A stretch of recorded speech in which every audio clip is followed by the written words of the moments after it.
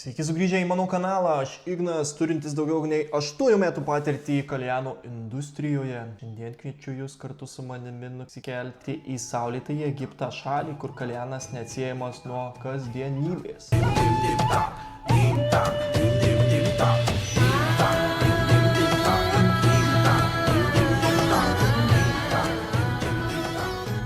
Daugelis atvykę į Egiptą per atostogas išbando vietinį kaljaną. Bet ar žinojote, kad ta patirtis gali būti visiškai kitokia nei ta, prie kurios įpratome Europoje? Paprastai taip ir būna. Turistai tiesiog atvykę iš tokių šalių kaip Lietuva, Latvija, Estija, Lenkija ar ten kitos Europos šalies, kur kaljanas tikrai kokybiškai ruošiamas, nusivilia.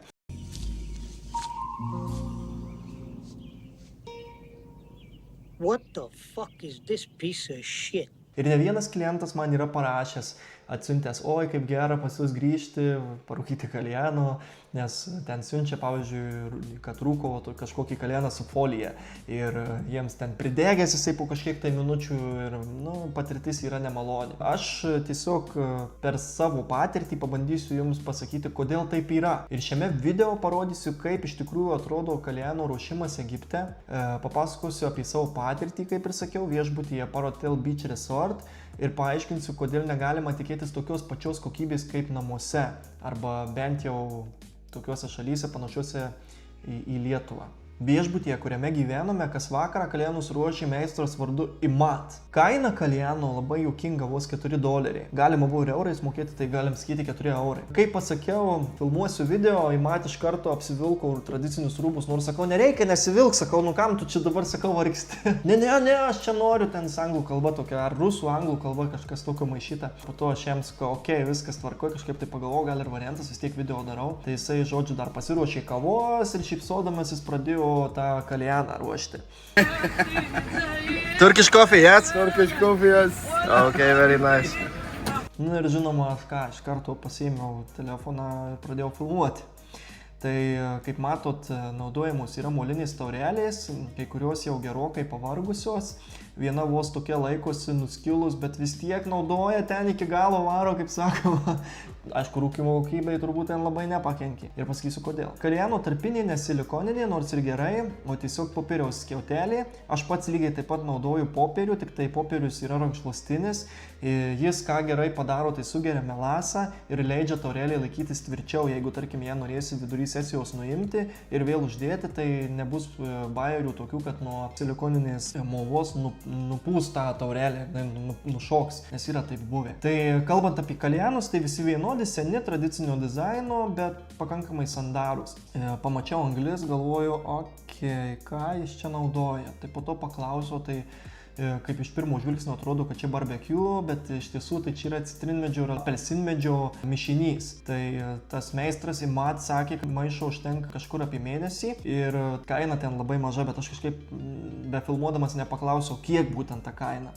Tabakas tai aišku, kaip netikėta, Al-Fakir. Tai turėjo apie 10 klasikinių skonių, tai tokių kaip vynuogė, mėlynį, melionas, citrina, ten dar daugiau kitų. Ir žinoma, aišku, Double Apple. Kaip be Double Apple? Man jo kvapas iš tikrųjų primena, ką reiškia vemti. Tu jo tiek daug surūkęs, kad man paprasčiausiai iš senų laikų jisai nemalonus yra. Plius dar anyžiaus nelabai mėgstu. Tabako tai nepagaili, deda gausiai, prieš tai įmeta laimio skiltelę, nors dėl vaisiaus po tabako niekada aš kažkaip nedžiūgauju. Apskritai aš į taurelę nieko kito kaip tik tabako ir nededu, man ten vaisiai, nebent apelsino taurelė arba ten kokius tai vaisius, kai tu sudedi tabaką į ją, tai dar, bet kai į molinę deda, tai man tas po to vaisius pradeda degti ir kažkaip, nežinau, aš nelabai mėgstu. Tai jis tą tabaką sudeda palyginus puriai, per vidurį palieka tarpelį, kaip ir paprastai mes darome, viską uždengia folija su kontaktu, šiek tiek prispaudžia tą visą savo purumą, subado skylės. Aišku, kol kas tą anglį Imad ir padainuot spėja ir pašok.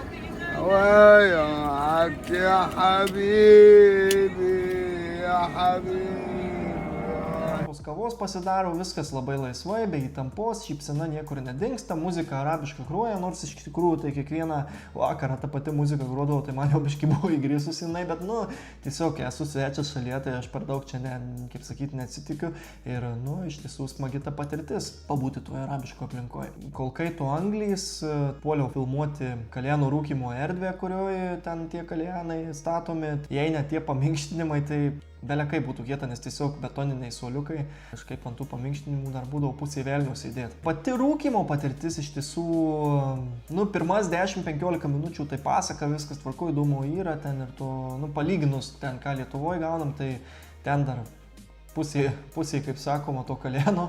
Tai viskas kaip ir super, dūmas švarus, skonis palyginti malonus, ten miksas irgi visai neblogas gavosi, ten vaisiai su uogom.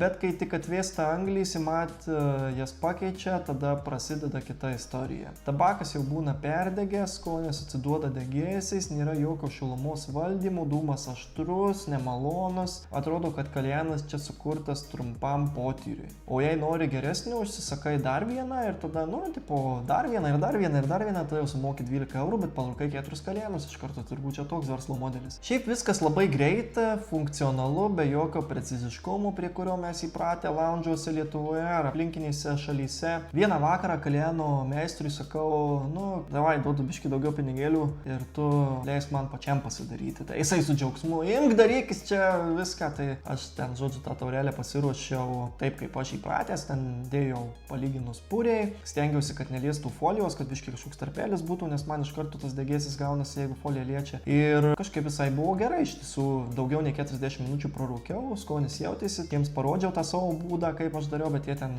žiūrėjau, viens į kitą žvalgėsi, juokauti, turbūt ten arabiškai kalbėdami, sakė, what a stupid guy.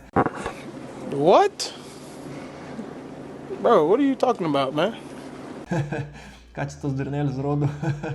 Bet aš per daug nesiparinu, pats savo pasidariau tą kalėną, sumokės biškį daugiau. Tai žodžiu, bet iš tiesų, taip jeigu kalbant, tai galvojau apie priežastis, kodėl taip yra ir kodėl ta patirtis tokia skirtinga. Nejaugi taip sunku paimti, pakeisti ten į tą kalėno karščio kamerą, uždėti ar kažkaip tai, nežinau, tabako to nepakuoti tiek, tikrai daug nereikia. Tai tokia, vadinkim, patirtis, kuri gali nuvilti ir kuri, mačiau, kai kuriuos ir nuvylė, ten buvo čekai dar tokie atvykę, tai turbūt ne vienam žmogui vienintelė mintis buvo, kaip norėtų parūkyti to savo namuose kalėno, gero kalėno bare, kokybiško.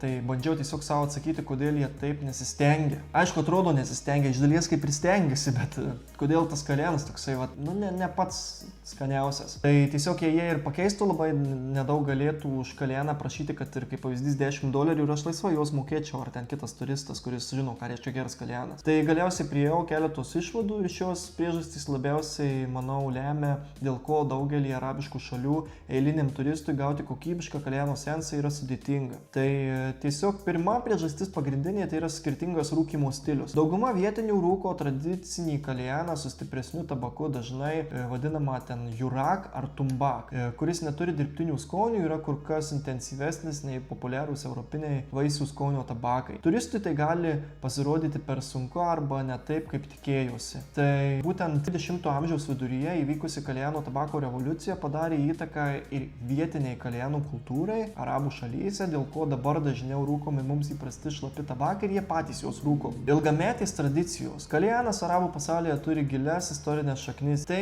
atsispindi ne tik rūkymo būde, bet ir pačiame požiūrėje į kalėnų rūkymo vietas bei ritualus. Tai tik ten, kur atvyksta turistai, arabai stengiasi prisitraukti pinigus, dėl to kažkiek atsižvelgia į atvykėlių pageidavimus. Skirtingas socialinis vaidmuo.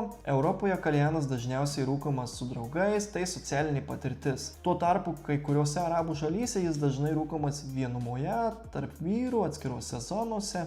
Todėl turistui gali būti keista, kad kalėno barai neturi vakarietiškos atmosferos. O jei ir turi, tai jinai yra labai brangi. Požiūris į kokybę. Europoje dėmesys dažnai skiriamas švarai, tabako paruošimui, rūkymui, renginių kokybei, o arabų kraštuose svarbesnis yra tradicija, pojūtis, todėl dažnai pamatysite senus kalėnus, vienkartinės ar medžiaginės žarnas, kartais net prastai plaunamus kalėnus, ir būtent kolbas. Tai nėra tingumas, o skirtingas suvokimas, kas yra gera. Žinoma, ir paskutinė priežastis vienareikšmiškai verslo modeliai. Daugelį arabų šalių įvairios pramonės šakos yra paremtos ilgalaikiais ryšiais, šeimos ryšiais, giminystėmis, draugystėmis, todėl trūksta inovacijų, mažai konkurencijos. Tai reiškia, kad lankytojas ir klientas ne visada ras geriausią kokybę. Tiesiog, turim ką turim, duodam ką duodam. Kai tuo tarpu Europoje turim itin platų pasirinkimą tiek tabako rūšių, tiek skonių. Pas mus apstu gamintojų, kurie stengiasi pasiūlyti ką nors naujo ir patogaus. Tai ar čia blogas tas kalėnas tam Egipte?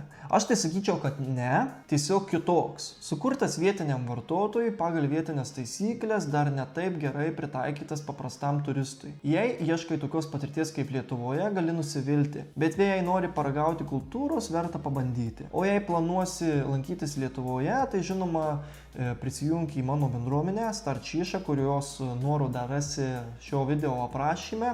Tai yra N18 bendruomenė, kurioje renkasi kalėno entuziastai iš viso pasaulio ir ten mes aptarinėjame kalėno įvairius niuansus. Tai, kaip sakiau, nuoroda apačioje. Tai ką, labai ačiū, kad žiūrėjot, būkite aktyvūs, tikrai galite parašyti komentarą apie savo patirtį užsienyje ir, žinoma, iki kitų kartų. Su jumis buvo Ignas iš Start Shisha.